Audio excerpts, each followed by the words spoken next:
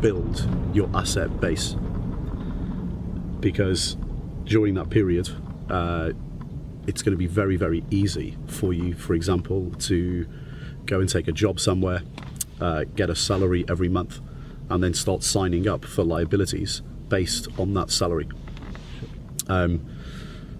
So the best way to do things is actually build up your business. So work for yourself, build up a business. It can still be done if you're working for a business or a corporation, but it's more difficult.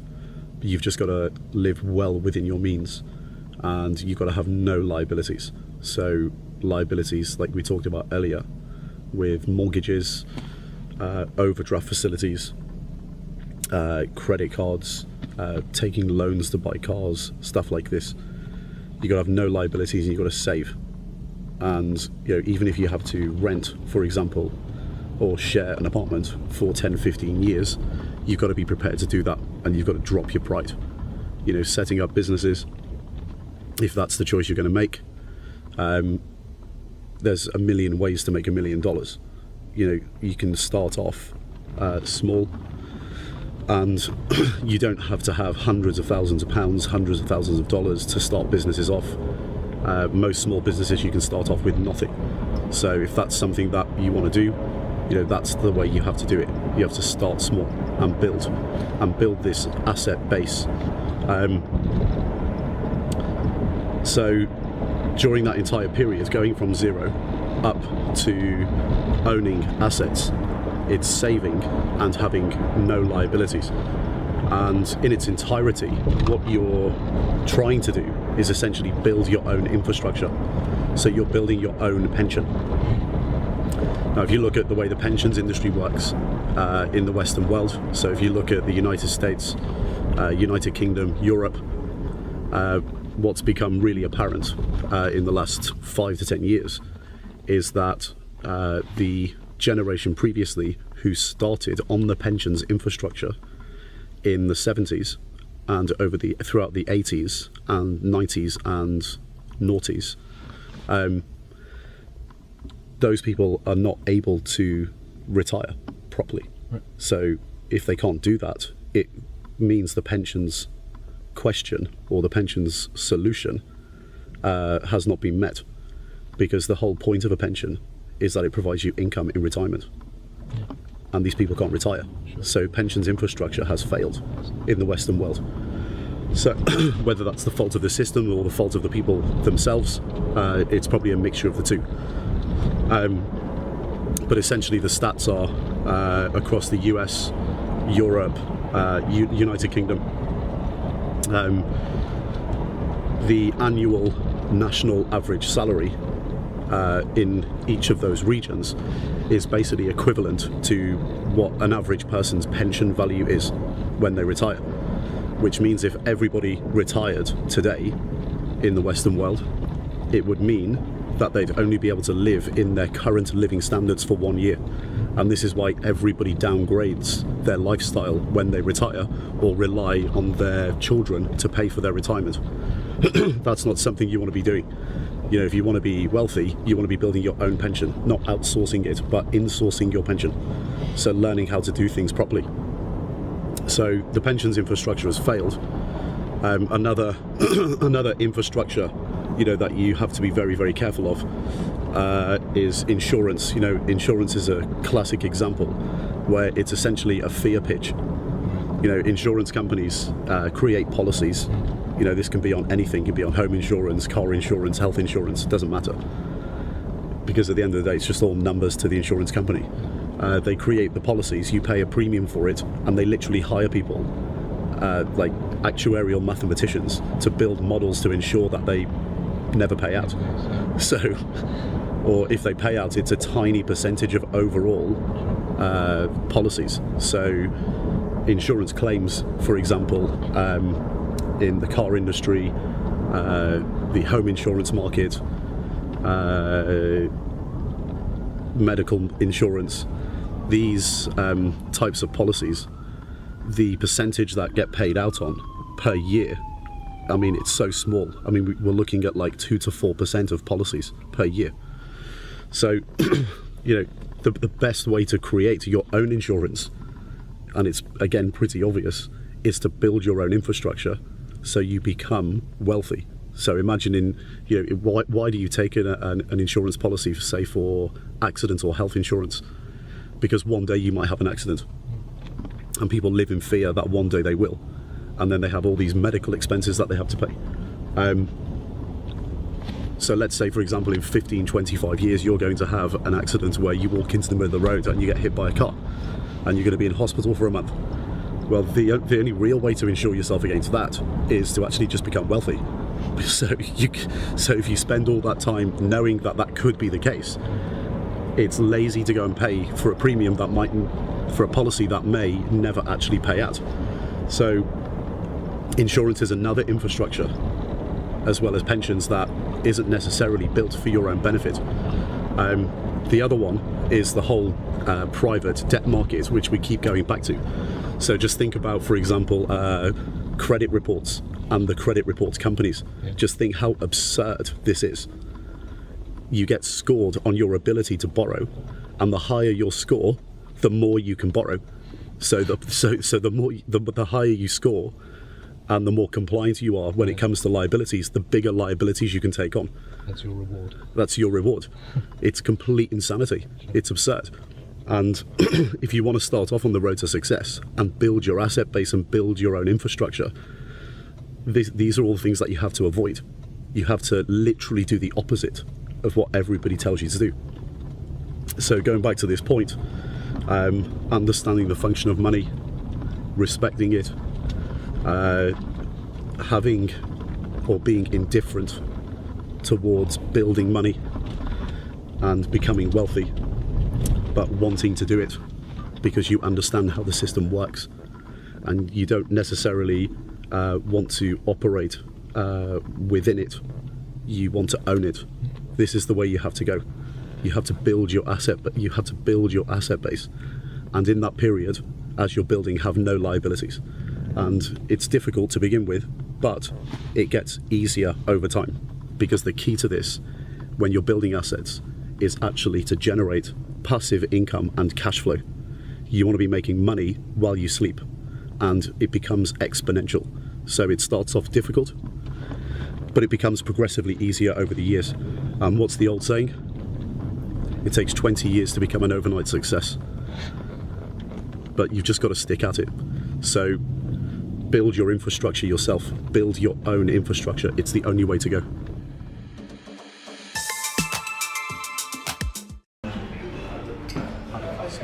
It's really good. All right, mate. Hey, how's it going? Good. I had a question. Okay. It's one that I'd be remiss if I didn't ask. Okay. Because I think you get asked it a lot, actually. Okay. Can you guess what it is?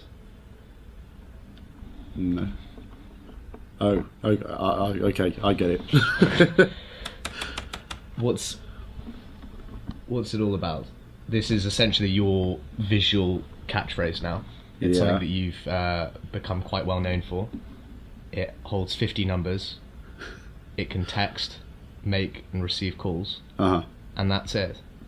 Sure. So what are your views on the alternative, which are smartphones? Well, this is exactly really what I've been talking about in terms of valuing your time. So, we had that discussion about valuing time. Sure. And how people don't value their time generally. Well, the smartphone is a perfect illustration of that. And I ditched my smartphone 2.5 years ago. I used to have a BlackBerry. And since I actually ditched the BlackBerry, I've been the most efficient I've ever been in my career. So I get 200-300 emails per day. Now, if I actually spent the time to go through every single one of those emails each day, I would actually never get anything done. And actually 90% of those emails that I get per day mean absolutely nothing. They don't add any value to my life. Me even responding to them would actually waste the time of the person sending them to me. So there's absolutely no point in responding to them or even reading them to begin with. I know they're nonsense before I open them. So it's a complete waste of time. And smartphones obviously have the email function. Everybody has that. I tend to schedule, because I get so many emails, I tend to schedule 30 minutes every few days to go through all of them. And that's all I need. I probably get back to about 30 to 50 emails every couple of days. That's about it. Now, apart from the email function on smartphones, you've also got messaging systems. Now, these instant messaging systems with all these notifications, combine that with emails. With a smartphone, my phone would literally be pinging during the working day every 2 or 3 minutes. And it's just a huge distraction. And think about what people do on these messaging systems. Most of the time, they're just talking to people that they don't really know about nothing that adds any value to either person in that conversation. Right. So, like I grew up in an era, for example, where if somebody, say, telephoned you on your landline at home on a Monday, I'm talking like as a teenager or as a kid, someone called you on a Monday and said, do you fancy meeting up on Thursday?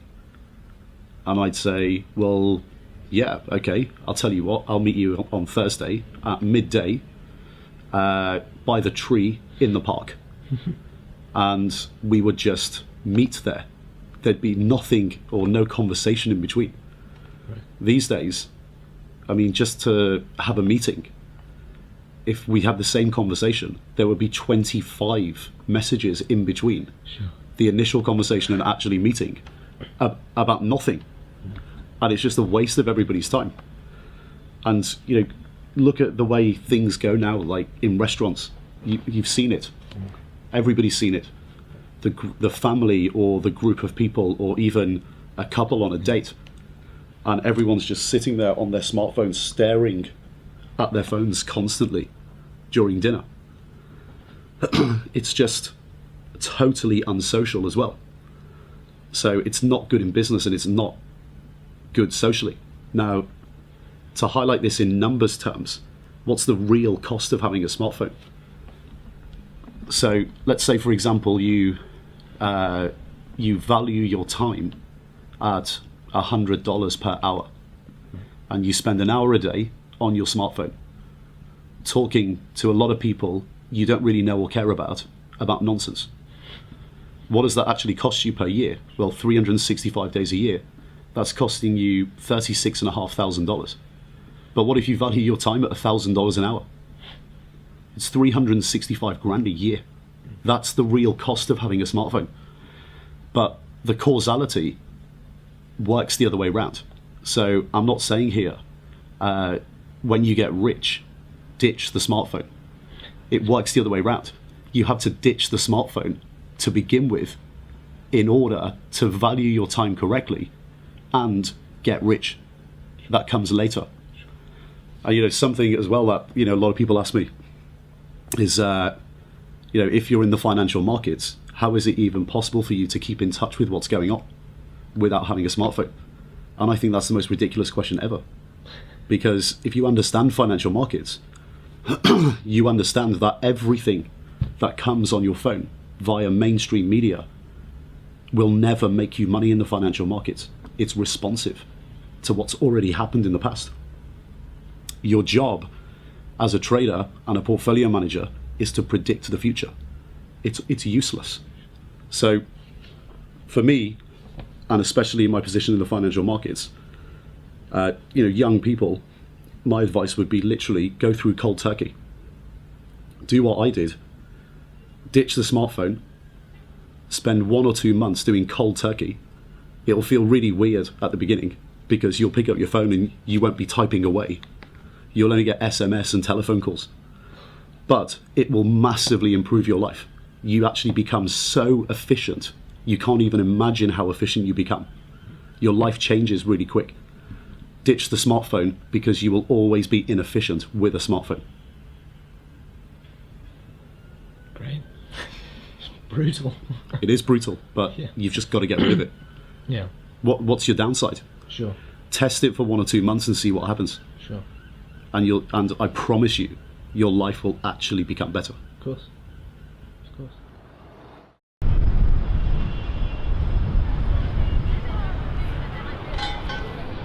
So Anton, we've just spent the day in the city. Yeah. We revisited some old haunts today. Yeah. You're obviously looking back on it with the perspective of someone who has spent a lot of time in the city. As a young guy, how did you come into it and start and actually figure out the world of trading? That's a good question, like figuring out the world of trading. Wow, okay. It took a long time. I started as a retail trader. Right. And I was trading with my own money as a teenager, and then went to university, carried on, and then was hired by Goldman Sachs. And I never really started genuinely figuring it out until I was actually in the city, because there is an investment spectrum. And when a professional trader uses the phrase investment spectrum, what they're talking about is, on one side, all the way over here, on one extreme, you have, for example, value investing. And then all the way on the other extreme, you have short-term trading. And in between, you have many other things, many other strategies, many other time horizons. And trading these days has shifted from short-term trading to a time frame and an approach which is encompassing a lot of different strategies. And professional trading strategies now are like 1 to 3 months, unless you're quantitative, okay? Once you go over a certain time horizon, it stops becoming trading and it becomes investing, okay? Once you focus on the time horizon that still encompasses trading, there's many different strategies that you can deploy, okay? And yesterday we talked about, for example, when you asked me about the education of what traders would need, like joining the industry. The first step is always to get like a broader overall understanding and broader education, okay? The next step is actually finding that sweet spot within trading over those timeframes that are trading, not investing.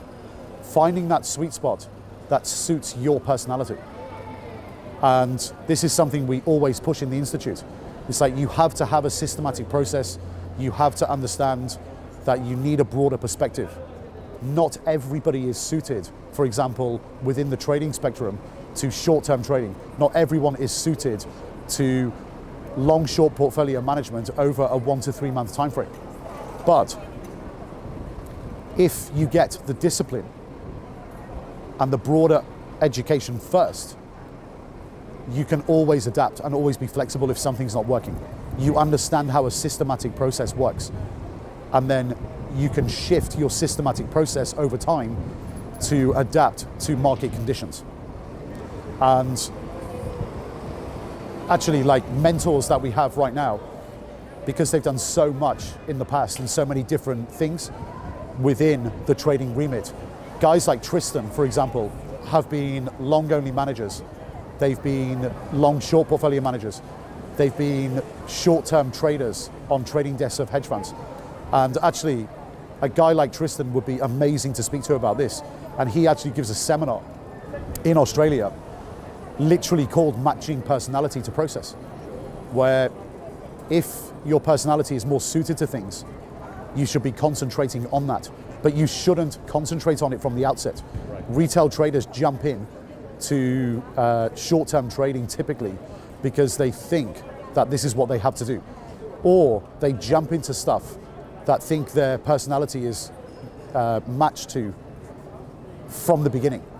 And they don't realize that when they start doing things, either it doesn't pay, as in it doesn't work, or their personality is not suited to it, and they have to then continue finding what actually works for them. And it's all about hitting that sweet spot. Now, the Institute's education, for example, gives you that broad education.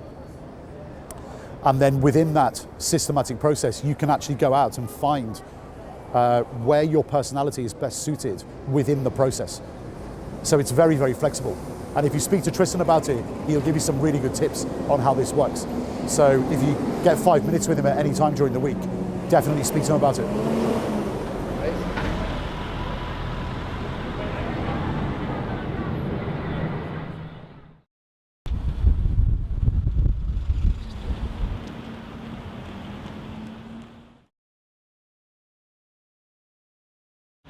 Okay, so I just felt like we had to capture this. Like, I just wanted you to get this so I could show you something. You know what we were talking about with the traditional education system? Well, look what's happening here right now. This is the end result, okay?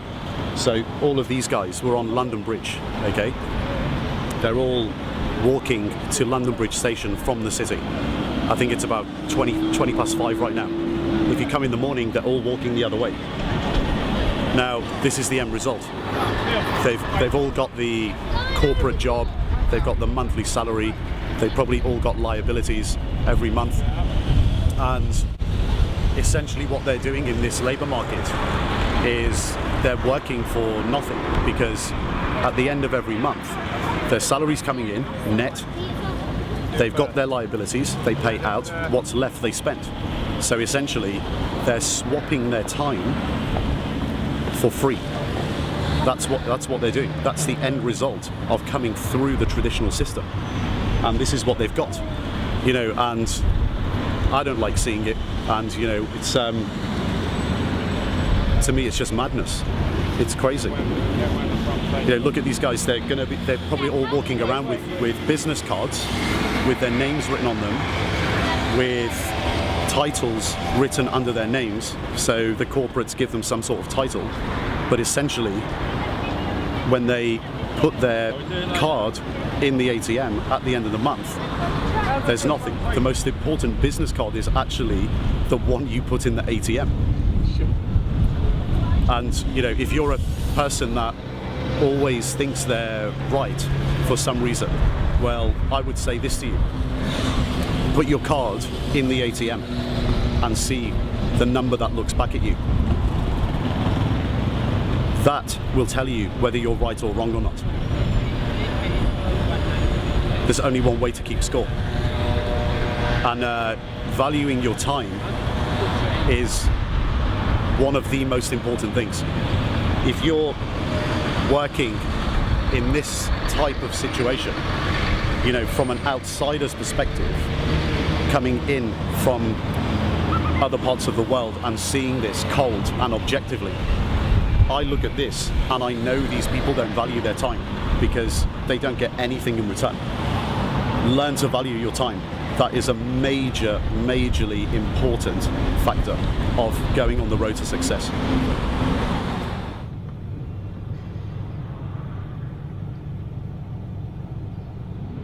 It absolutely amazes me every time I come here and see this. I'm baffled by what must be going on in their heads. How they've legitimized this to themselves. That working and giving their time away for nothing in return is essentially a positive thing for them. How is that good for them? How is that good for their families? So mate, where are we going? We're heading to a drinks evening with the Institute traders. Okay, so Anton, you know we were talking about smartphones and how financial news is by definition reactionary. It's behind, it's too late, and it's useless. How do you feel about sort of news media in general? Does it have utility? Well, general or wider news media is really the same in terms of utility as financial news media. They're both pretty useless if you want, or if your objective is freedom and success. Because what you actually need to have, as we've discussed already, is objectivity, clarity and independence of thought in order to put yourself on that road to freedom and success. And the wider news media is really useless because it has an agenda. and the agenda is the agenda itself. So, for example, like CCTV in China, which is the state TV station or state-sponsored TV station in China, to me is exactly the same as the BBC in the UK. Okay. And Fox News in North America is exactly the same as North Korean state television. They all have an agenda, and the agenda is the agenda itself. And the causality of objectivity and putting yourself on the road to success starts off with a recognition and understanding that this exists, and allowing yourself not to be brainwashed, and having independence of thought and clarity, so you can look at things in an objective manner. You basically don't allow yourself to be brainwashed. So, all this media being pumped out every single day, just because it's available doesn't mean it's good for you. So very similar to the smartphone example with financial news media. There's kind of no excuse today, because media can now be consumed in formats and bite-sized pieces that are personally tailored to your objectives. So newspapers, TV, even online generalist media is 99% of it useless for you, and it's all about ratings. For TV they want viewers for advertising revenue. For newspapers they want readers for advertising revenue. Online they want clicks for advertising revenue. It's a business, and it's designed to make you keep coming back for more and more and more, and it's not necessarily good for you. What you've actually got to do is first recognize that, stay objective, and don't consume it. And secondly, only consume what adds value to your own life and your objectives. And if your objective is freedom and success, it's value your time, don't waste your time consuming all of this stuff, and don't even put yourself in front of it. Don't even allow yourself to be exposed to it, and consume what's good for you, what adds value to your objective and your life. And for young people, this is a big lesson, because it's so easy just to consume all of this stuff and get sucked into the agenda. You've got to be very disciplined not to expose yourself to it and consume what's good for you. So my advice to any young person who wants freedom, success, is to make sure they put themselves on that path.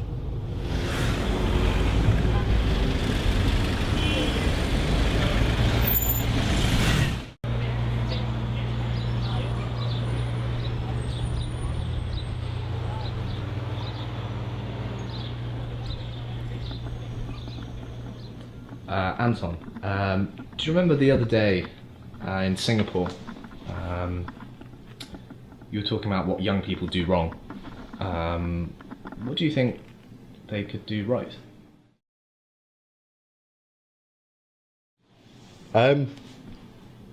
It comes down to a number of things, and they are all connected. But probably one of the most important things, I think, is actually the way people view money. Right. And the way there's two main problems with most people in the way that they view money. The first major problem that I've picked up on over the years is people not really understanding the function of money, why it exists. And if you don't understand why money exists and its real function, you tend to have no respect for it. And the second thing is actually to do with emotion towards money. So having some sort of emotional barrier towards money itself. So, with the first one, for example, like for the function of money and the purpose of why it actually exists, we're always told these messages where, like, for example, money is the root of all evil. Money doesn't make you happy. The more money you have, the more problems you're going to have. But I just want you to think about it for a second, because it's pretty damn obvious, okay? But people always miss this point. Just imagine a world that didn't have any money in it at all. Money obviously has a function. And in your own time, you can go and look at this online, because it's pretty well known amongst people who understand the function of money. So look up the double coincidence of wants. The double coincidence of wants is really important to understanding the function of money. Because without money, we essentially live in a barter economy. And everything that we're used to consuming in the world now has come about because of the function of money. And it makes society work. It's something that if you understand why it exists, to solve the need of the double coincidence of wants, you respect it more. And people don't get this. So look up the double coincidence of wants and look up the alternatives. So the barter economy, that's the alternative. And we're led to believe a lot of the time that wanting money is a bad thing. And people blur the lines between wanting to do better for yourself and your family and that type of greed, and the greed of harming or abusing other people, and money is the medium through that. So one, in my mind, is a positive greed, in that you want to do better for yourself and you want to do better for your family. In my mind, there's nothing wrong with that. The other type of greed, obviously, is not good. It's a negative greed, where you're harming other people to become wealthy. And you don't have to do that. If you just understand the function of money, firstly, and respect it, you'll realize that money isn't the root of all evil. It's greed that's the root of all evil, in a negative sense, when you're harming other people. Sure. Money has a function, and there's a positive greed. So again, imagine your life or the world without money in it. Everything that you consume, everything that you experience these days is a function of the monetary system that's built up over hundreds of years. And we've come from the barter economy to be where we are today. Without it, society literally would not function. So understand it and respect it. That's the first thing. And understand the difference between positive and negative greed, and do the right things. And what you've also got to understand as well is money itself. In enterprise, for example, there's only two inputs to enterprise: capital and labor. And what you've got to understand is that money itself is a commodity, and labor is a commodity as well, and they both have prices. So capital has a price and labor has a price. So for capital, the price is interest, and for labor, it's the price that labor is willing to work for. So there's a labor market. And in any enterprise, there's just two inputs: capital and labor. And capital markets are absolutely necessary. Society would not function without capital markets, because capital is a commodity and has a price, and it needs to be transacted. And it allocates resources as optimally as possible, because there's demand and supply for capital and demand and supply for labor. And when labor wants too much of the share of enterprise and capital gets too less, capital leaves. It goes away. And that's not good for labor long term. So when you understand the function of money and capital markets, you understand that it's absolutely necessary for them to exist. Because in all circumstances in history, when capital has been locked out of the market and left, there's been widespread depression. Yeah. Money makes society work. And a small problem is that, you know, these days it's very popular to have this view of the world, this view of money, that the system is broken and doesn't work. Well, it does, because there is no better alternative. It's not perfect, but there's no better alternative. And just because, for example, you know, someone was born with no capital doesn't mean the system is wrong or unfair. They just need to understand the role of money and understand its function. So all of these messages that we get about money, so money is the root of all evil. No, it's not. Greed is. Money doesn't make you happy. Well, people that I know and myself with money who have done quite well for themselves, we know that, you know, that we're not stupid. You know, these guys aren't stupid, and they absolutely know it doesn't make them happy. They're generally speaking exactly the same as they were when they were young and had no money. They're exactly the same type of people, but they're just a little bit older and a little bit wiser.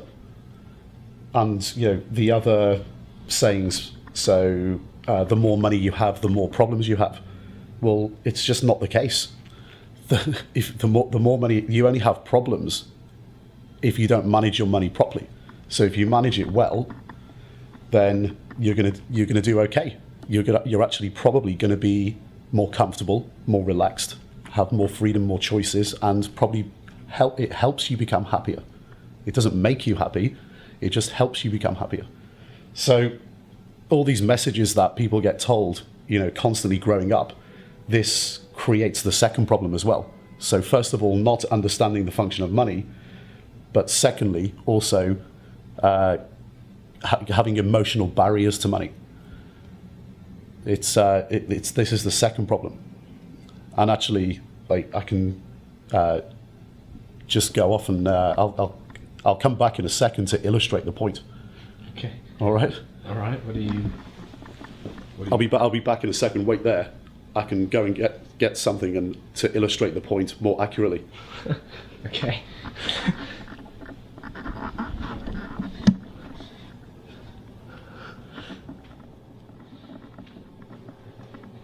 Right, mate. Go back in. Okay. Go back in. I'll show you what I properly mean. Okay. Okay. So,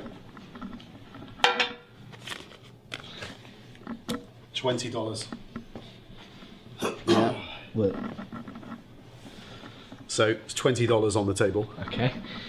Look at it again. Look at it. Is this a magic trick or? No, it's not a magic trick. Okay.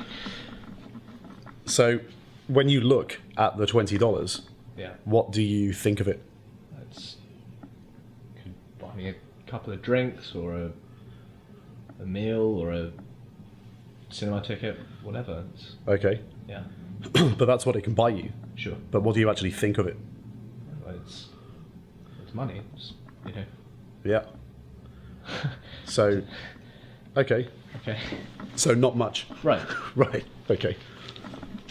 Now let's move on. What about $100? Sure. It's, you know, again, I think about it in terms of what I can buy with it, and that's Okay.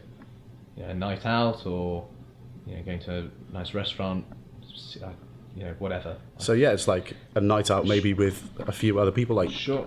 go to a nice restaurant, have a few drinks, Yeah. take your family out, whatever, right? Yeah. Well, what do you think of it?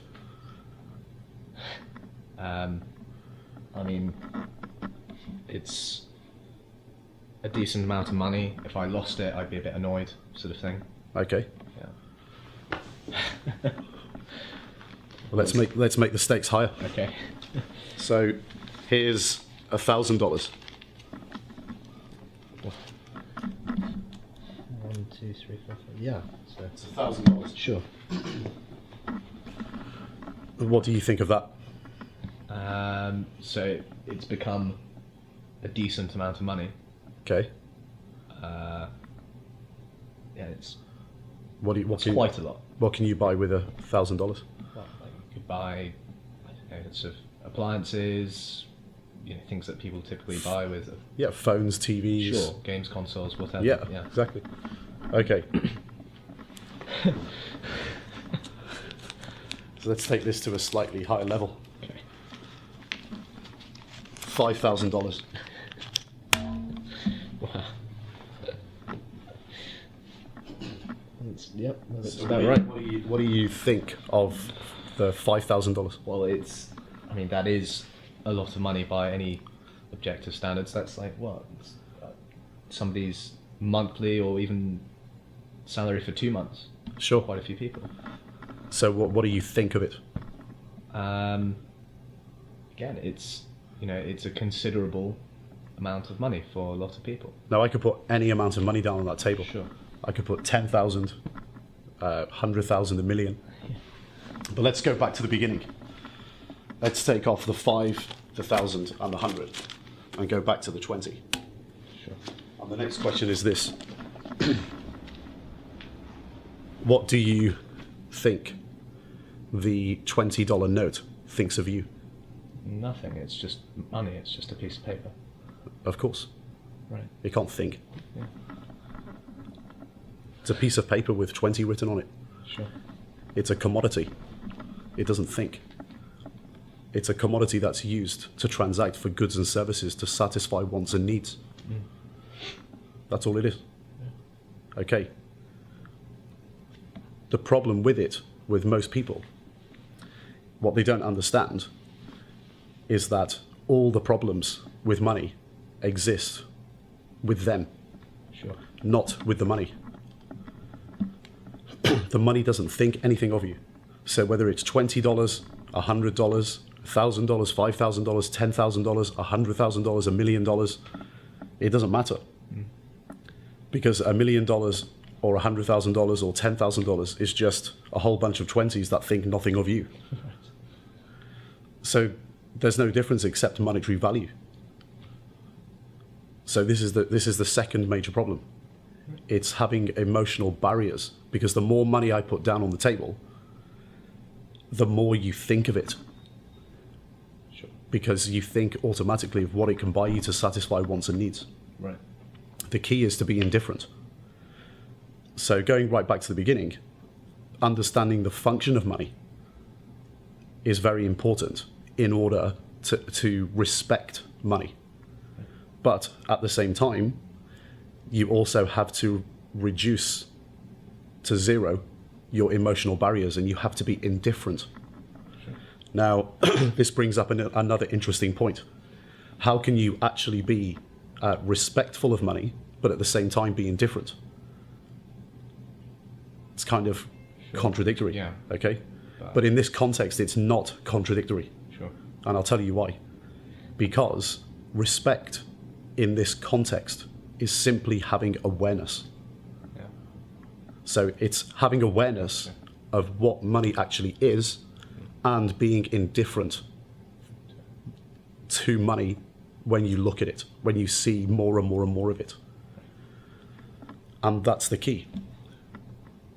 So being aware and understanding money, where it comes from. So if you can actually manage to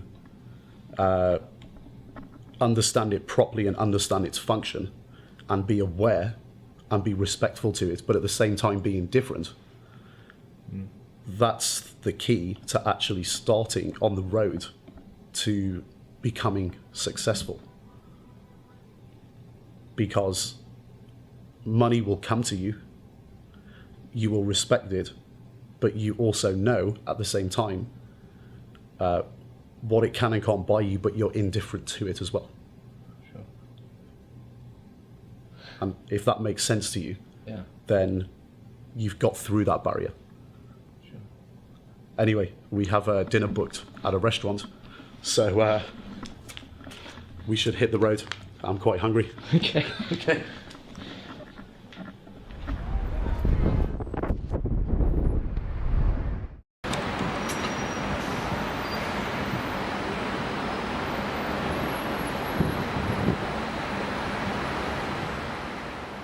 So, Anton, you've made a career based on risk, essentially, managing risk.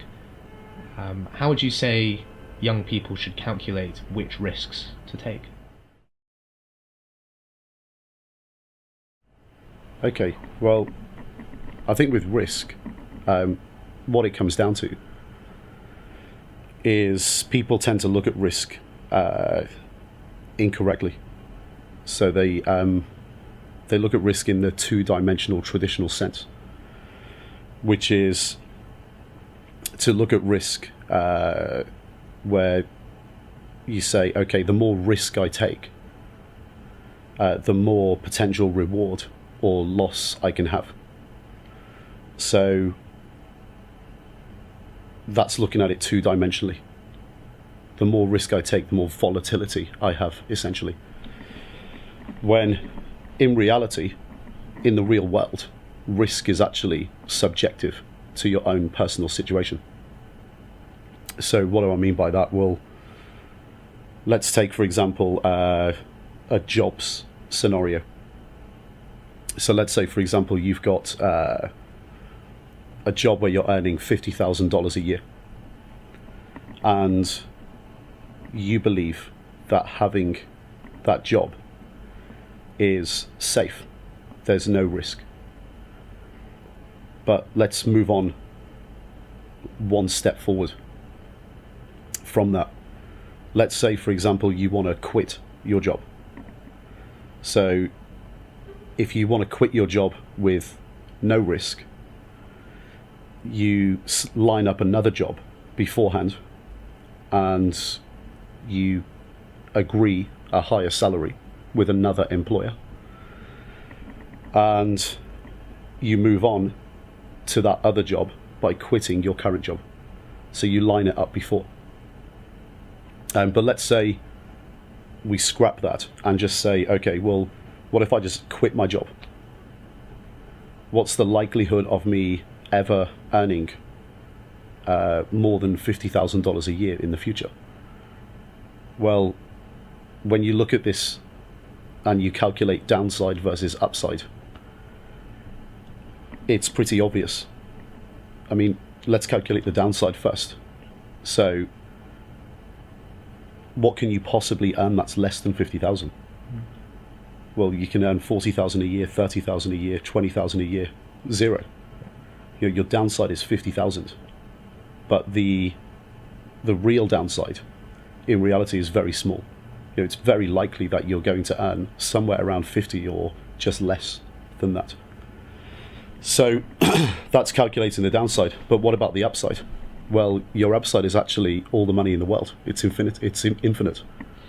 So even if you have a very, very small percentage chance of earning infinity or all the money in the world, you're still earning more than 50,000. So your downside is very small and your upside is huge. Now, the person who takes or has the $50,000 job to begin with tends to anchor themselves to that number. And then the next step is always to then, if you're anchoring yourself to that number, to take on liabilities that this number can pay for. And that to me is more risky. And that's why risk is subjective and not fully two-dimensional in the real world, because it's subjective to your own personal situation.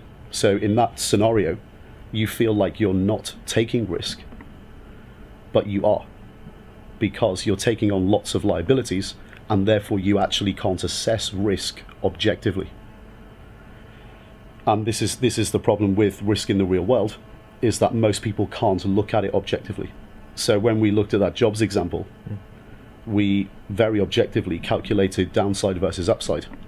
But if you have all these liabilities, you can't look at it with clarity. So going back to this point that we've talked about before, with freedom, and freedom being the number one asset that you can possibly have. Freedom allows you to be objective when you're assessing risk, because you will look at everything with clarity and look at everything with very simple downside versus upside. And the ideal situation to work towards is not having personal liabilities and assessing risk in terms of business by essentially trying to work towards business risk where you've got very limited downside but huge upside, and getting yourself into that situation and repeating it an infinite amount of times so you can become wealthy. So, you know, for young people, in terms of what risks they should be taking or looking to take, the first thing to do is step outside yourself and assess your current situation. And if you have lots of liabilities, you need to work towards freedom. And if you work towards freedom, you're working towards a situation in which you can assess risk objectively. So step outside yourself and look at yourself objectively and work towards that situation. And it's difficult to do, but it's something that just has to be done. Otherwise, you're going to always remain in a situation where you cannot assess risk objectively. So step outside yourself and get the clarity. Work towards it. And then try to position yourself in scenarios all the time where you have very limited downside and business risk, but huge upside. And for me, that's the key. So if you understand that risk is subjective, you can then take the next step to working towards being objective and then getting yourself in that scenario, calculating downside versus upside correctly, and repeating it an infinite amount of times. If you do that well, you'll become wealthy.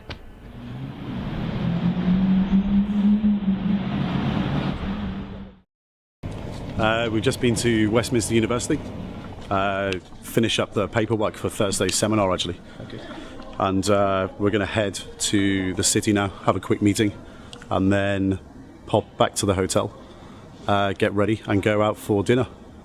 So do we have time for a quick question? Yeah, sure. Okay. Because I've just been thinking, you know, yesterday we were talking about risk, how people calculate it wrong. Yeah. And it's just this running theme over the past week or so. We've been talking about people calculating things wrong, making the wrong decisions when it comes to their money and their lives. Why don't people know this stuff? Well, really what it comes down to is the traditional education system. You know, this stuff isn't taught in the traditional education system. And when you think about it, in the education system, this question of how to make a success of yourself, very clearly, this isn't in the curriculum of the traditional education system. And when you think about teachers and school or university, you know, look at the infrastructure that they are part of. It's pretty obvious that teachers during your entire childhood are really the spokesperson of the infrastructure that they're already part of. So they're obviously going to be protective of it. And they're going to champion the traditional education system. But the problem is that these people that are part of it, they're always giving you the debilitating message, which is not, or the opposite of the principles or requirements to become successful. So you have to look at it objectively, and it's very obvious that teachers themselves in the traditional education system have a conflict of interest with potentially your own objectives if you want to actually get freedom and success. You know, it's not part of the curriculum, and the teachers are not going to teach you it because it's not part of the curriculum, and they're protective of their own infrastructure. Now, the ultimate example of this, I guess, is your parents. So your parents have always been part of the infrastructure. They came through the traditional education system, and your parents are protective of you. You know, and because they're protective of you, they're going to try and ensure that you do the right thing, or what they think is the right thing. You know, so for example, taking a job, and it's safe. So what we were talking about earlier with risk, you know, your parents also have a conflict of interest, and that conflict of interest is emotion. And with them being protective of you, that's driven by emotion. And additionally to this, so imagine you go to get a new job, or you go and get a business set up for yourself, a business infrastructure, or even a business deal. When you go to your parents and ask them for their advice on what you think is the right financial decision or right career choice, what's going to happen is your parents are going to probably default to the answer of, well, that looks risky, or I wouldn't do this if I were you. You know, your parents at the end of the day are protective, and they want to be proud of you. But they don't necessarily know what's actually good for you. You know, only you really know what's good for you. So for me, it's two things that it comes down to as to the reasons why people don't know this stuff. It's the traditional education system and your parents, and overall that's conflict of interest. And what you've actually got to do is seek out alternative education and seek out mentors, so successful people that do not have a conflict of interest. Now, if you can manage to do that, then you set yourself up in a situation where your education begins when you leave school or university. And that's what people have to remember. Really, your education doesn't start until you leave school or university, because that's the real world. And you have to seek out the alternative education, say no to your parents in terms of financial advice and career advice. If, for example, your parents are not wealthy, they're cash flow poor, they're asset poor, they don't know what they're talking about, they're wrong, they've made all the wrong decisions themselves. So you have to seek out the alternative education, you have to seek out the mentors that don't have the conflict of interest.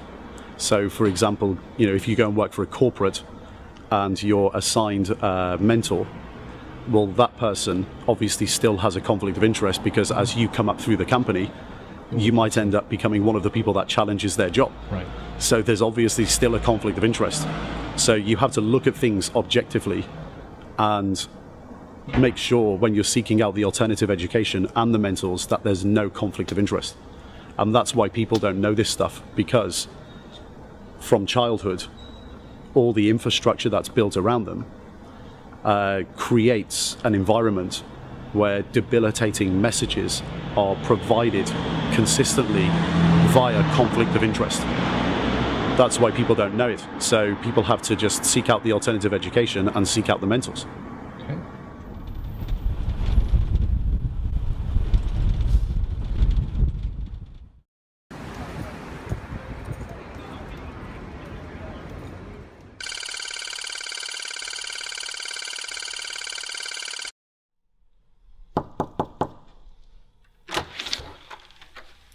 Hi mate, you alright? Yeah, good. How's it going? Yeah, good. Did you manage to get some sleep?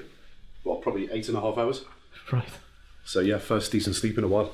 Good. So yeah, feeling fresh. I think audiences will have found Poland to be a really interesting experience. Why are we still filming? You know, these types of business trips happen quite a lot. And obviously we were filming in Poland to capture the conference, but filming in London is pretty cool because people can actually see what type of effort, commitment, and the types of work and habits of work that need to be implemented to maintain success, or even just to get successful.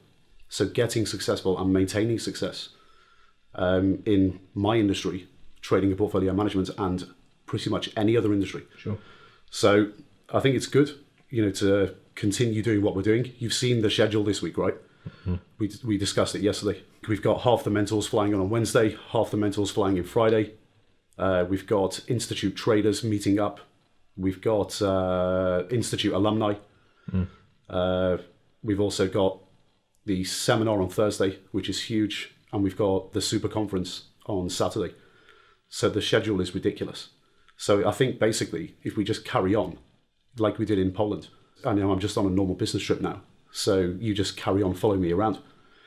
And if we do that, I think people are going to get a really good insight into what it takes to become successful in trading and portfolio management and actually any other industry. So let's continue filming. And if anything comes up, that you think people will find useful, any thoughts you might have, any discussions you want to have, just let me know. Ask questions. Sure. It's funny you say that. I mean, something that I have been thinking about since yesterday has been quite consistent in what you say. So actually, I think I probably do have a question that people might find interesting. Let's sit down in 5 minutes, yeah? Cool. Part of the schedule Yeah. revolves around the mentors. In fact, almost all of the schedule revolves around the logistics involved in flying in institute mentors from all over the world and ensuring that they can meet not only with each other, talk about the company, but meet with retail traders. Why is it important to have a mentor in this industry, specifically trading and portfolio management? Yeah. I guess that's the question. Yeah. It's a very relevant question. It's no different to any other industry. People for some reason think trading and portfolio management is different. I don't know why. It really is the same as any other industry. You need the older guys in the industry to give you guidance in your career and show you what's what. For guys who have been there, done it, bought the t-shirt, been around the block several times. I think it comes really down to two things with mentors, specifically in trading and portfolio management. It's, first of all, when you're young, really understanding how the industry operates, how the industry works, knowing the ins and outs of the industry. And secondly, guidance in the details of how to actually become a successful trader. And one of the first things that you really have to understand, not about the industry, but how to become a successful trader over time, is how you deal with and how you lock out or eliminate, if you like, emotion in your trading.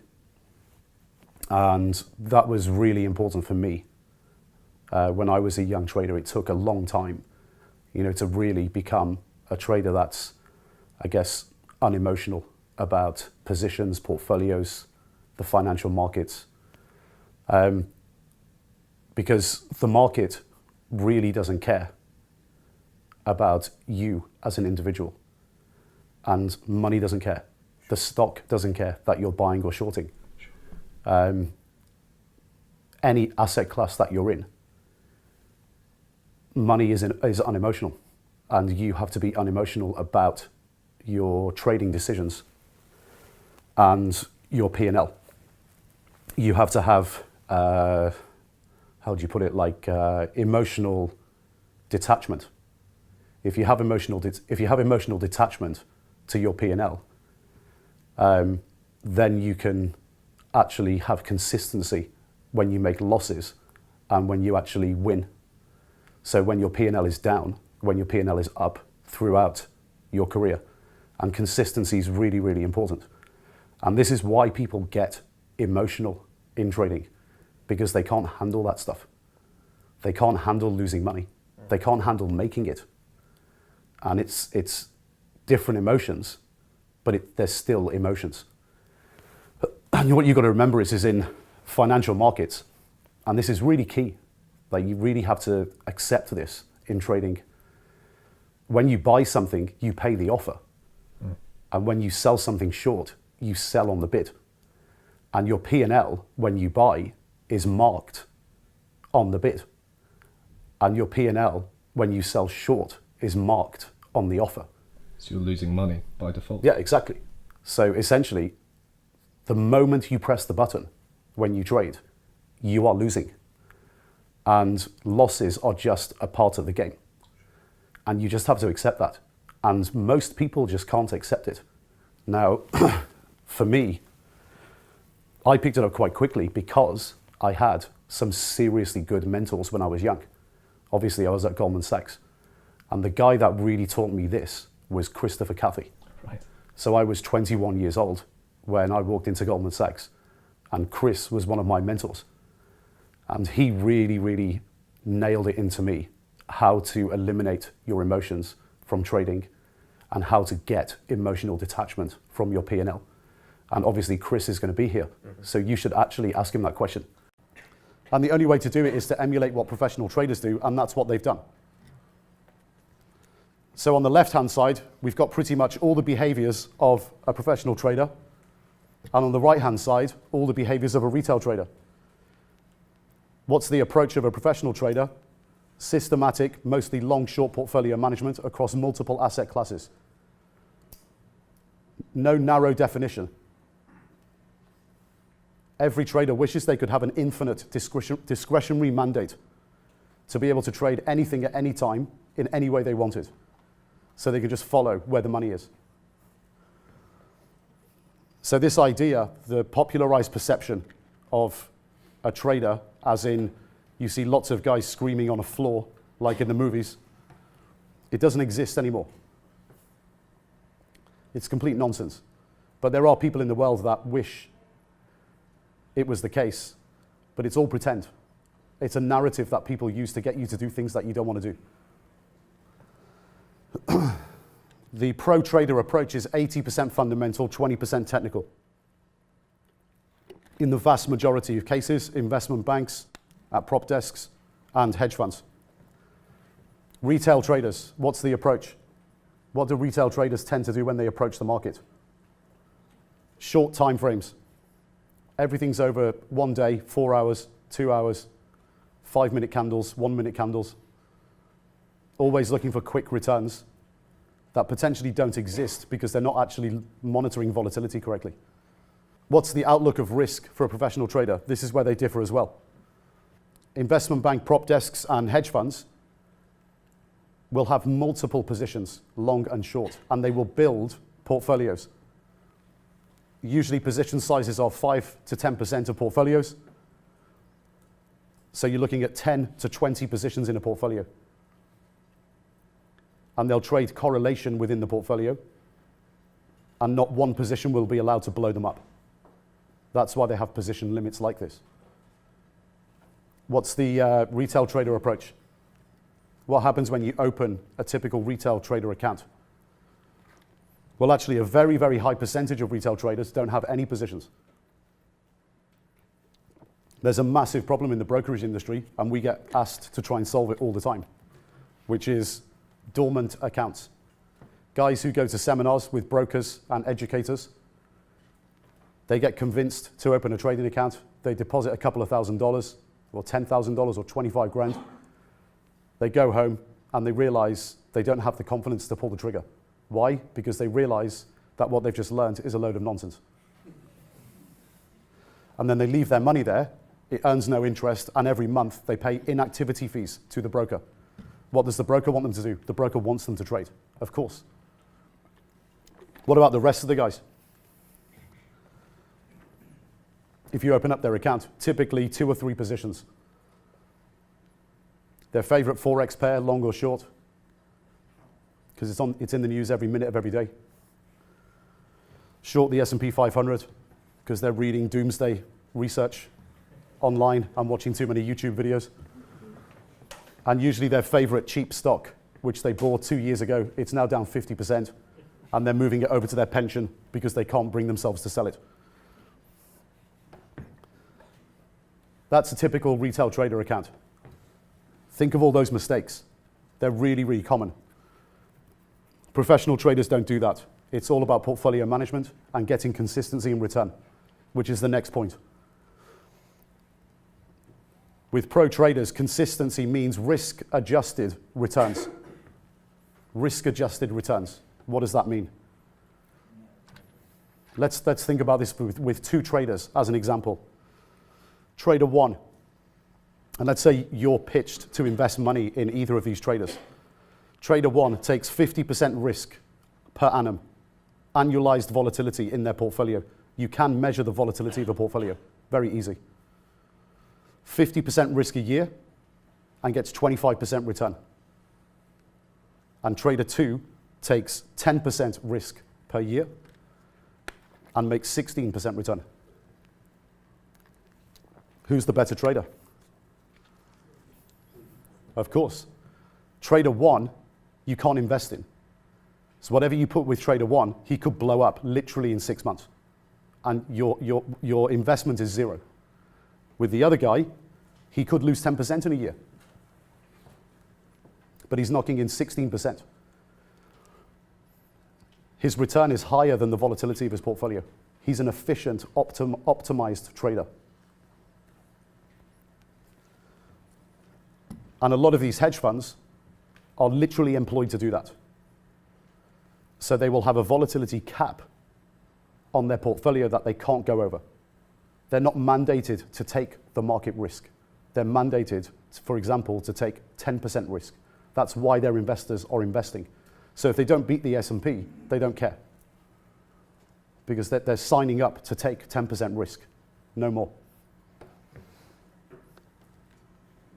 What do retail traders do? Everything short-term binary. So they'll have no positions or 1 or 2 positions. They'll sit around for 3 weeks waiting for the non-farm payroll number. And then they'll take a bet 3 minutes into it or 2 seconds after it. And the vast majority of time they're cutting afterwards.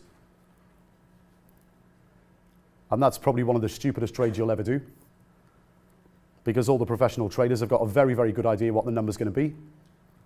And when a retail trader reacts to it, the professional traders have already predicted it, and retail traders are providing the liquidity to the professional side to get out of the trade.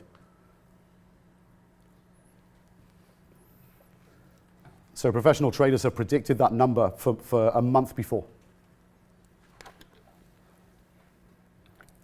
And even if it's higher or lower than consensus, which is economists, the professional traders have predicted that it's going to be higher or lower than consensus. It's called the whisper number. And the market moves on it only because of retail traders. Professional traders don't trade on it and initiate positions. They use the liquidity to get out. So it's all short-term binary for retail traders. And the short-term binary approach provides liquidity for the smart guys who are predicting the future. It's providing liquidity for them to get out. What's the outcome of a professional trader? What do they want to achieve? Well, the first thing is capital preservation and then growth. The retail trader wants to achieve big money very quickly and not necessarily consistency. And the outcome is they just blow up. Capital destruction. So the key difference is here, the professional traders have realistic expectations and targets, and their target is to get rich slowly. And they want to trade forever, or at least until retirement, or until they die. Retail traders, very unrealistically high targets, and they never meet their targets. So they stay poor or get poor quicker. Expectations are never ever met. Targets are never met, and they just blow up. That's the typical scenario. Now I want you to think about this in terms of a retail broker. A professional trader's broker is the investment bank. That's an institutional broker. Let's think about a retail broker who's got 10,000 retail clients and 90% of them lose money. how does the business grow? Let's think about the reality of this business. If you own the brokerage company, how do you grow it if 90% of your clients lose money? You have to spend a significant amount of the money that you make from the guys blowing up, and it's usually between 30 and 50%, on marketing to get new guys to open accounts to replace the accounts that are blowing up and closing down. That's the only way you can actually stay at the same level. If you want to grow, you need to open more accounts than the ones that are being closed down. So imagine you have 9,000 out of 10,000 clients down at any one time. What would you do? If you had access to 9,000 traders who always lose money? Come on, someone think outside the box here. There we go. You take the other side of their trades, wouldn't you? Why? Because then you'd have a 90% win ratio. You'd be the best trader in the world. Cheers, thank you very much. Let's go.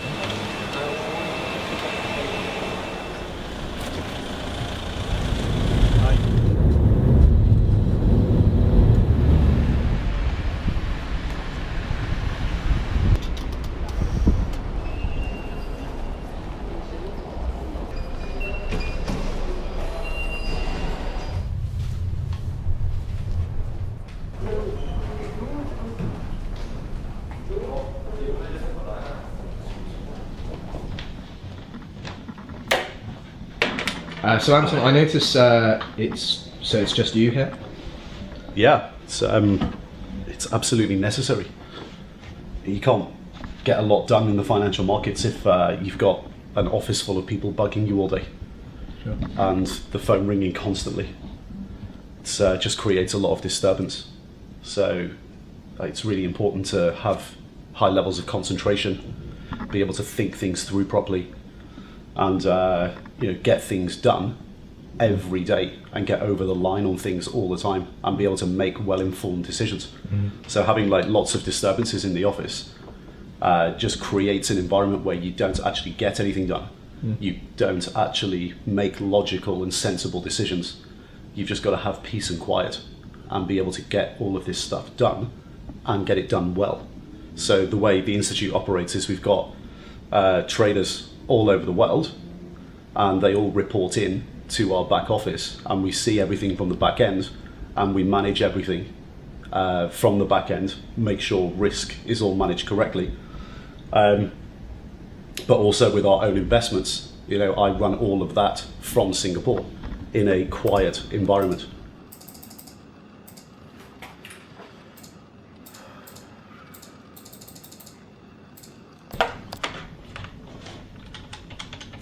Yeah, Chris, it's Anton here, mate. Listen, I need you to pull up my account.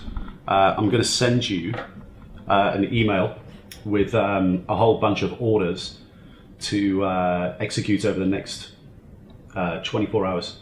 So I need you to basically reduce exposure by 40% across the board and bring the overall gross exposure of the portfolio down. And in terms of net exposure, I need you to actually hedge, put a 30% hedge on the book. So I'm going to send you the hedge orders separately on a separate email. And I need to sell SPOOs and DAX. So sell $5 of each, and you're going to receive 2 emails, okay? Yeah, exactly. No, I've basically got to go to New York on business and London, and I'll be kind of off the grid for a week or 2. But I'll be checking in every day, so I'll give you a shout 9 a.m. EST every morning. Okay, mate. Yeah, I'll send over the emails now. Okay. Cheers. Bye.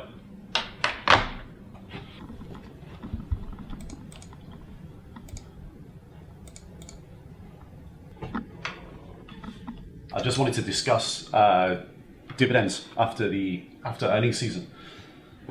Yeah, so for the REITs portfolio. Okay, yeah. Okay, so we're nearly done, but I just need to call Alan. We've got to sort out the Institute traders' portfolios. Alan, hi mate. How's it going? Yeah, go through all the Institute traders, top to bottom. Send me the full breakdown. Make sure the exposures are all in line with what needs to be done. Yeah. And if any of the guys are over 4 or 5 times, stick them in a separate file. Yeah. So I just want to know where their unique risk is.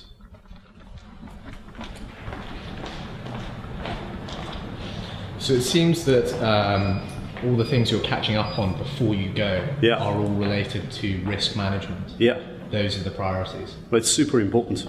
You know, there's a well-defined process that you go through to actually end up with live positions.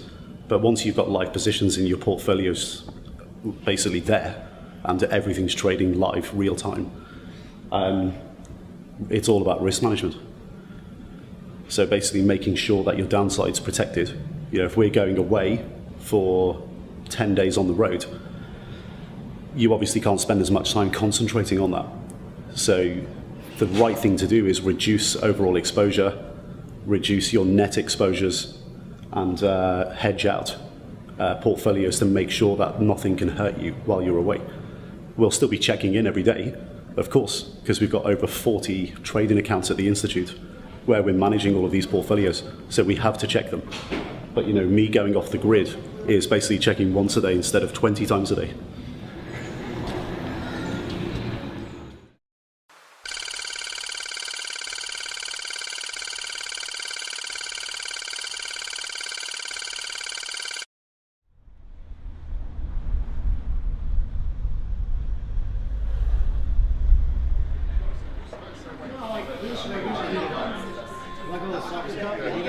So final day, and we're just having a Sunday pub roast lunch in London, and everyone's heading out tomorrow, back to their homes all around the world.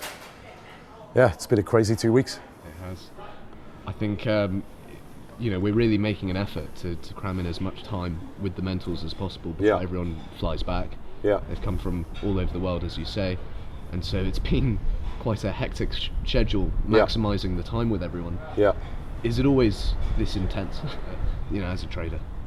I mean, life as a trader, it's not as intense as this. I mean, we're on a business trip here, okay? So like, we've obviously had a really hectic schedule with conferences, all the mentors flying in from everywhere. Trading life is very different. Trading is actually a very simple lifestyle. You have to cut all the crap out of your life because really your personal life has to be empty. So you can actually make very well-informed decisions over and over again, multiple times. If you think about it like this, if your personal life is really hectic or your business life is really hectic all the time, it's going to affect your trading decisions. And vice versa, actually. If you have an extremely complicated, very hectic trading lifestyle, then it's going to affect your personal life. So your personal life, your trading life need to mirror each other. And decision fatigue is a big thing in the industry that you need to avoid because it creates scenarios where you can make bad decisions and it can cost a lot of money. So every professional trader knows that you have to absolutely have a personal life that's simple and a trading life that mirrors your personal life and vice versa. And you look at all these guys, the mentors, in real life, they've got, very simple lives. Guys like Raj, for example, how does a guy become the head of options trading at Bank of America by the time he's 30? Sure. Well, he doesn't get to that stage at such a young age because he has a very hectic lifestyle. He gets to that position at such a young age because he's got incredible focus and he's organized and he concentrates on making sure that his life is extremely simple and manageable so he can make good decisions and always has a clear head. And Raj himself, he'll be hanging around later on the final day. You should actually talk to him about it. Sure. It's something that he has has an incredible insight into. So chat to him. He'll give you some good insights on that. With this kind of outlook of organizing your personal life and your trading life, and creating a scenario where things are quite simple, okay? Think about it like this.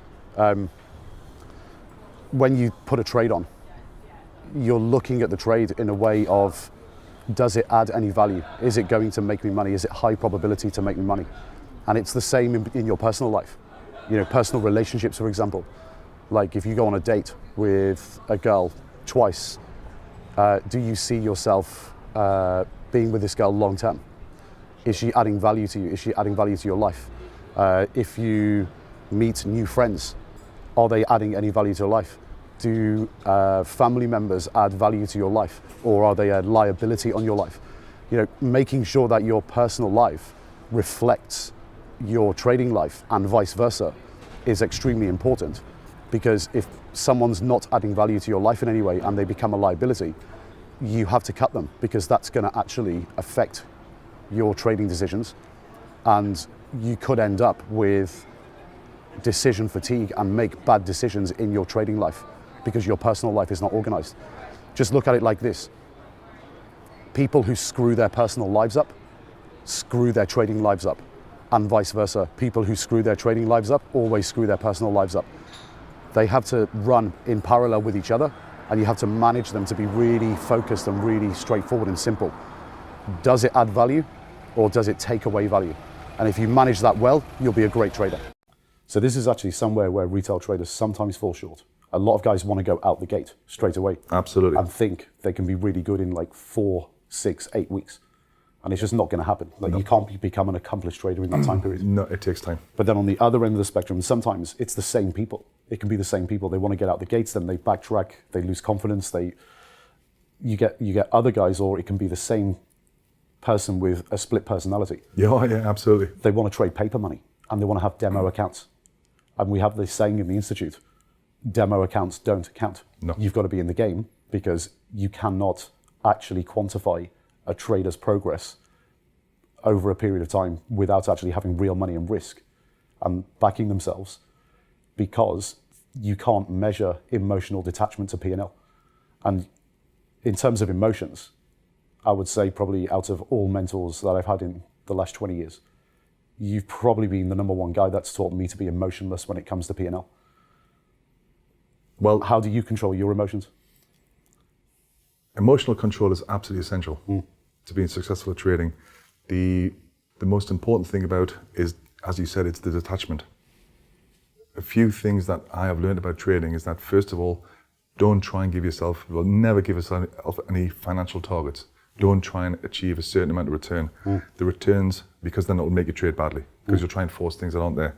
So first of all, you've got to be realistic about the risk that you're taking, and you've got to be realistic about where your soft targets are, where you're looking to take some profits. So that's one thing that you've got to be, your trading is also a function of what's the opportunities which are available in the marketplace. To take the emotion out of it, is the most important part of trading, is when you get stopped out. Before you put a trade on, you need to know what your stop loss is. And if your stop loss is triggered, you execute the position, you exit the position and get out. And this happens to every single trader. Every trader who's traded and they've been successful will have been stopped out of positions. Stop losses and the discipline are absolutely key. And this is where the emotional detachment is absolutely key, because you need to have the emotional detachment from your P&L. Okay, you're realizing a loss, but you need to be able to switch that off and exit the position. A good example of that is when we were on the desk at Goldman. Okay. I think somewhere around about sort of 2000, 2001, right, just as the NASDAQ bubble started to burst. Okay. We had the peak. Subsequently, so it looked as though that we'd hit a peak a few months later, and obviously in a bear market, there's going to be some vicious squeezes along the way. Nothing ever goes up or down a straight line. So that's a massive short on it. So I remember one day we were very, very short in the back book. Yeah. Market was squeezing and really sort of gapping to the upside. We were getting taken short everything in the front book. And, I remember this, it was painful. Yeah, I think we were down a lot of money. I think at one stage we were short probably about $500 million. Jesus, yes. About $500 million, and we So I think it was $400 million yeah, at lunchtime. Yeah, at lunchtime. Yeah. Oh my God, yeah. Lunch wasn't too good that day. And we thought, okay, what do we do? This is the emotional detachment. We could panic and cover the whole lot. We came in short. Our proprietary view was to be short, that the markets were going down, our stocks were going down. We were trading telecoms and technology. It's clearly higher beta in that environment. So market goes down 2%. Some of these stocks are going anywhere between 5 and 10%, and vice versa. And the short squeeze that we're seeing, market was up 1-2%. Vicious moves. Our shorts are up anywhere between 2 and 5%. That's the nature of the beast. That's the volatility, which, like I said, is opportunity. But clearly, there's also P&L swings associated with that. Yeah. So we were short. We were bearish. Got taken short by a lot of guys buying stocks either to short cover or to have a punt and sort of think that the market's turned and everything's go back to the highs. We didn't think so. However, lunchtime we had a conversation. We're very short. I remember this conversation. It was actually a horrible conversation to have. Well, we could have panicked. We could have covered the whole lot because we were losing money. That wasn't our view. We could have panicked and been a rabbit in the headlights, frozen, unable to do anything. Equally as bad, because we were there as market makers, we were there to provide liquidity to institutions, and that was our job. Yeah. We needed to be able to continue to trade. The only way we could do this, as you remember, is that we bought Euro stocks. Yes. And before we did it, we bought the Euro stocks because we needed to reduce the risk. I literally remember having this conversation where we're sitting next to each other, and we literally looked at each other and said, what the hell do we do here? We have to do something. Yep. And we don't like what we're doing, but we have to do it. And that's about staying in motion, I guess, staying objective and staying in motion, doing something. We had to be unemotional and detached from our P&L and our risk. Well, we just looked exclusively at risk. We were too short. We had to reduce that because we needed to stay in the game. We bought the Euro stocks, and we both knew this was going to be the high of the day. Subsequently, it turned out and it literally was the high of the day. I think we printed the high of the day in Euro stocks. Somebody has to. Yeah. However, when the market started to turn again in the afternoon, what we did do was we increased the positions and increased the shorts. That, I would say, is textbook of how to trade. We didn't increase the shorts on the way up. We waited until we reduced the risk to get it back in motion. Obviously, we sold the Euro stocks at a loss because our view was still to be short. But when we had got confirmation in our own minds that the trade was now going to work, then we increased it. And at the end of the day, we actually came out of the day up. I think we were up small, that was insane. But then over the next 2 days, we made a very big amount of money. So in terms of objectivity, the risk in that scenario, it's almost like a textbook case study of emotional detachment, right? Very much so. Because the objectivity and the risk management practices that we were implementing right at those moments, it was actually all about doing the right thing at the right time. And that's actually a skill set that you can't learn unless you're in it and doing it for real with real money, right? Absolutely. Yep. What do you believe are the biggest mistakes made by the 80 to 90% of traders that don't make money? Believing all the bullshit in the market. So again, we're back to this conflict of interest. A lot of either bad people or people who are incentivized in the wrong way will either tell you lies or they don't know certain situations occur and they're just doing their job, but they're just a bit stupid, yeah? Will tell you things that you want to hear all the time. You know, what people want to hear about trading is that everyone can do it, it's easy, and you can make $10,000 a month trading the international Forex markets if you follow this line on a chart. Yeah, complete nonsense. So a lot of these people with conflict of interest will tell you that stuff, but it's obviously a lot more difficult than that.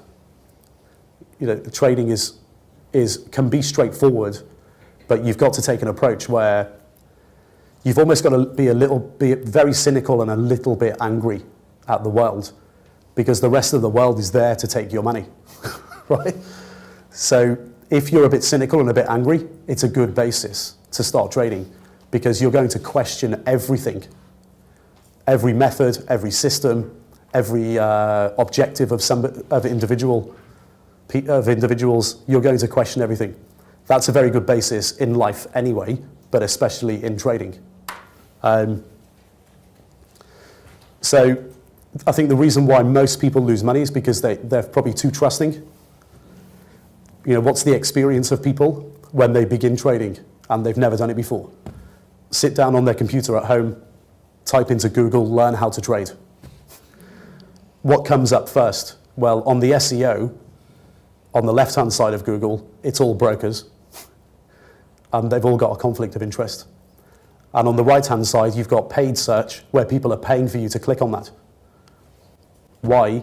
Because a certain percentage of people who click on that pay them enough money that they can do it again, right? So you've got to be careful. You know, you're not going to learn how to trade by going onto Google, typing in learning how to trade, and going on 20 courses, 20 free seminars. What you're going to learn is a load of rubbish that will never make you money. And then everybody goes and puts money in their trading account and blows up, and they wonder why. And then they sit there for a year, save up some more money, and then do it again. And they never actually seek out a proper education. So that's why, you know, people are taught things like, people are told what they want to hear, but also the assets that people tell you to trade and how they tell you to trade them is actually the reverse of what professional traders do. So someone somewhere within that company, probably the big boss, is making sure that that's what everyone is telling everyone to do. How do you do that?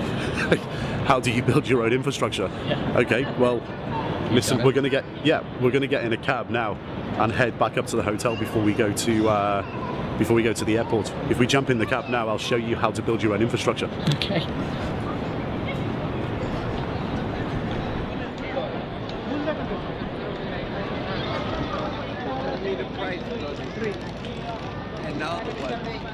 So, this infrastructure issue, how does it work? So, building your own infrastructure. Yeah. Okay, well, this period we talked about earlier, Yeah. between essentially going from zero to owning assets. That period we talked about, so having no liabilities during that period. What you've actually got to do, and it might sound obvious, but what you actually have to do is save. Sure. And you have to build your asset base. Because during that period, it's going to be very, very easy for you, for example, to go and take a job somewhere, get a salary every month, and then start signing up for liabilities based on that salary. So the best way to do things is actually build up your business. So work for yourself, build up a business. It can still be done if you're working for a business or a corporation, but it's more difficult. You've just got to live well within your means, and you've got to have no liabilities. So liabilities like we talked about earlier with mortgages, overdraft facilities, credit cards, taking loans to buy cars, stuff like this.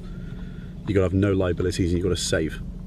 And even if you have to rent, for example, or share an apartment for 10, 15 years, you've got to be prepared to do that, and you've got to drop your pride. Setting up businesses, if that's the choice you're going to make, there's a million ways to make $1 million. You can start off small, and you don't have to have hundreds of thousands of pounds, hundreds of thousands of dollars to start businesses off. Most small businesses you can start off with nothing. So if that's something that you want to do, that's the way you have to do it. You have to start small and build this asset base. So during that entire period, going from zero up to owning assets, it's saving and having no liabilities. And in its entirety, what you're trying to do is essentially build your own infrastructure. So you're building your own pension. Now, if you look at the way the pensions industry works in the Western world, so if you look at the United States, United Kingdom, Europe, what's become really apparent in the last 5 to 10 years is that the generation previously who started on the pensions infrastructure in the 70s and throughout the 80s and 90s and noughties, those people are not able to retire properly. Right. So if they can't do that, it means the pensions question or the pensions solution has not been met, because the whole point of a pension is that it provides you income in retirement. Yeah. And these people can't retire. Sure. So pensions infrastructure has failed in the Western world. So whether that's the fault of the system or the fault of the people themselves, it's probably a mixture of the two. But essentially the stats are across the US, Europe, United Kingdom, the annual national average salary in each of those regions is basically equivalent to what an average person's pension value is when they retire, which means if everybody retired today in the Western world, it would mean that they'd only be able to live in their current living standards for 1 year. And this is why everybody downgrades their lifestyle when they retire or rely on their children to pay for their retirement. That's not something you want to be doing. You know, if you want to be wealthy, you want to be building your own pension, not outsourcing it, but insourcing your pension. So learning how to do things properly. So the pensions infrastructure has failed. Another infrastructure, you know, that you have to be very, very careful of is insurance. You know, insurance is a classic example where it's essentially a fear pitch. You know, insurance companies create policies. You know, this can be on anything. It can be on home insurance, car insurance, health insurance. It doesn't matter, because at the end of the day, it's just all numbers to the insurance company. They create the policies, you pay a premium for it, and they literally hire people, like actuarial mathematicians, to build models to ensure that they never pay out. So, or if they pay out, it's a tiny percentage of overall policies. So insurance claims, for example, in the car industry, the home insurance market, medical insurance, these types of policies, the percentage that get paid out on per year, I mean, it's so small. I mean, we're looking at like 2 to 4% of policies per year. So, you know, the best way to create your own insurance, and it's again pretty obvious, is to build your own infrastructure so you become wealthy. So imagine why do you take an insurance policy, say for accident or health insurance? Because one day you might have an accident, and people live in fear that one day they will, and then they have all these medical expenses that they have to pay.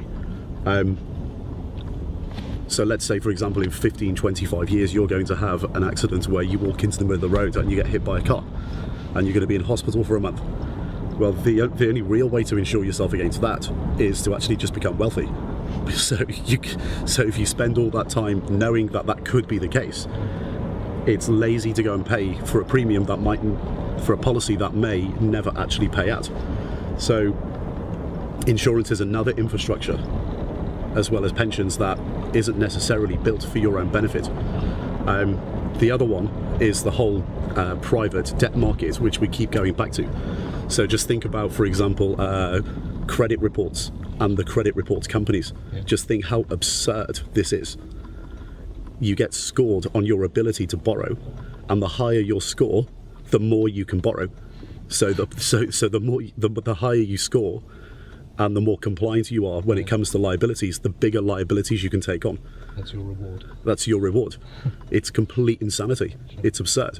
And if you want to start off on the road to success and build your asset base and build your own infrastructure, these are all the things that you have to avoid. You have to literally do the opposite of what everybody tells you to do. So going back to this point, understanding the function of money, respecting it, having or being indifferent towards building money and becoming wealthy, but wanting to do it because you understand how the system works, and you don't necessarily want to operate within it. You want to own it. This is the way you have to go. You have to build your asset, but you have to build your asset base, and in that period, as you're building, have no liabilities. And it's difficult to begin with, but it gets easier over time, because the key to this, when you're building assets, is actually to generate passive income and cash flow. You want to be making money while you sleep, and it becomes exponential. So it starts off difficult, but it becomes progressively easier over the years. What's the old saying? It takes 20 years to become an overnight success, but you've just got to stick at it. So build your infrastructure yourself, build your own infrastructure. It's the only way to go.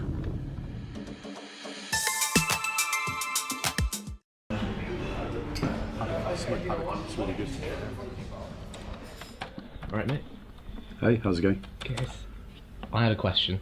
Okay. It's one that I'd be remiss if I didn't ask, Okay. because I think you get asked it a lot, actually. Okay. Can you guess what it is? No. Oh, okay, I get it.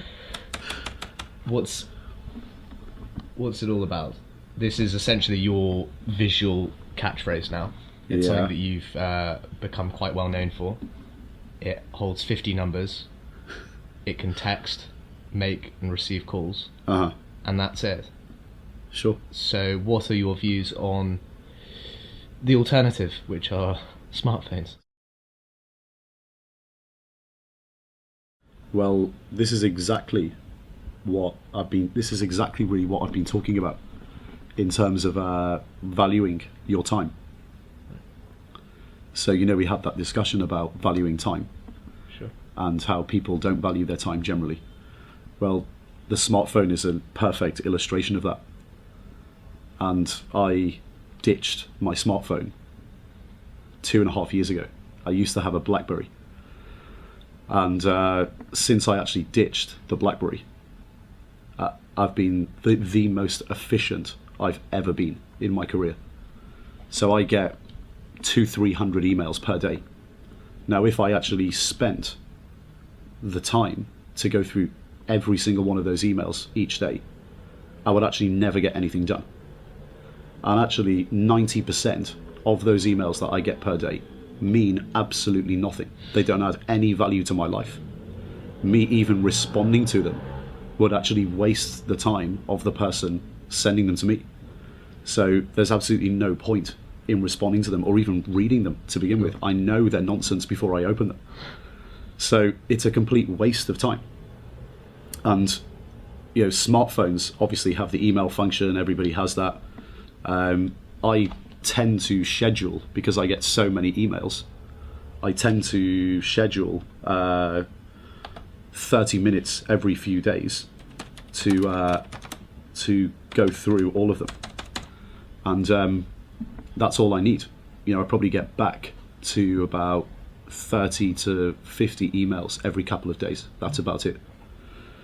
Now, apart from the email function on smartphones, you've also got messaging systems. Now, these instant messaging systems with all these notifications, combine that with emails. With a smartphone, my phone would literally be pinging during the working day every 2 or 3 minutes. And it's just a huge distraction. And think about what people do on these messaging systems. Most of the time, they're just talking to people that they don't really know about nothing that adds any value to either person in that conversation. Right. So, I grew up in an era, for example, where if somebody, say, telephoned you on your landline at home on a Monday, I'm talking like as a teenager or as a kid, someone called you on a Monday and said, do you fancy meeting up on Thursday? And I'd say, well, yeah, okay, I'll tell you what, I'll meet you on Thursday at midday by the tree in the park. And we would just meet there. There'd be nothing or no conversation in between. Right. These days, just to have a meeting if we had the same conversation, there would be 25 messages in between the initial conversation and actually meeting about nothing. And it's just a waste of everybody's time. And, you know, look at the way things go now, like in restaurants. You've seen it. Everybody's seen it. The family or the group of people or even a couple on a date, and everyone's just sitting there on their smartphones staring at their phones constantly during dinner. It's just totally unsocial as well. So it's not good in business and it's not good socially. Now, to highlight this in numbers terms, what's the real cost of having a smartphone? So let's say, for example, you value your time at $100 per hour, and you spend an hour a day on your smartphone talking to a lot of people you don't really know or care about nonsense. What does that actually cost you per year? Well, 365 days a year. That's costing you $36,500. But what if you value your time at $1,000 an hour? It's 365 grand a year. That's the real cost of having a smartphone. But the causality works the other way around. So I'm not saying here, when you get rich, ditch the smartphone. It works the other way around. You have to ditch the smartphone to begin with in order to value your time correctly and get rich. That comes later. You know, something as well that, you know, a lot of people ask me is, you know, if you're in the financial markets, how is it even possible for you to keep in touch with what's going on without having a smartphone? And I think that's the most ridiculous question ever. Because if you understand financial markets, you understand that everything that comes on your phone via mainstream media will never make you money in the financial markets. It's responsive to what's already happened in the past. Your job as a trader and a portfolio manager is to predict the future. It's useless. So for me, and especially in my position in the financial markets, you know, young people, my advice would be literally go through cold turkey. Do what I did.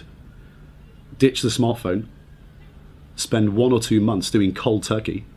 It'll feel really weird at the beginning because you'll pick up your phone and you won't be typing away. You'll only get SMS and telephone calls. But it will massively improve your life. You actually become so efficient, you can't even imagine how efficient you become. Your life changes really quick. Ditch the smartphone because you will always be inefficient with a smartphone. Great. It's brutal. It is brutal, but you've just got to get rid of it. Yeah. What's your downside? Sure. Test it for 1 or 2 months and see what happens. Sure. And I promise you, your life will actually become better. Of course. Of course.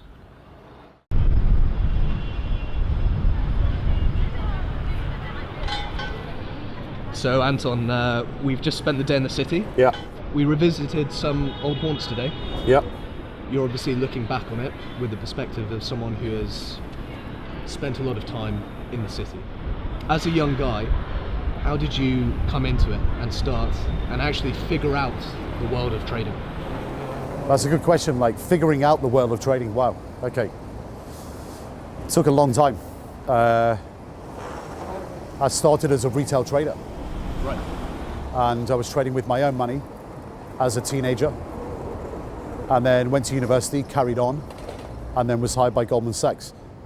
And I never really started genuinely figuring it out until I was actually in the city, because there is an investment spectrum. And when a professional trader uses the phrase investment spectrum, what they're talking about is, on one side, all the way over here, on one extreme, you have, for example, value investing. And then all the way on the other extreme, you have short-term trading.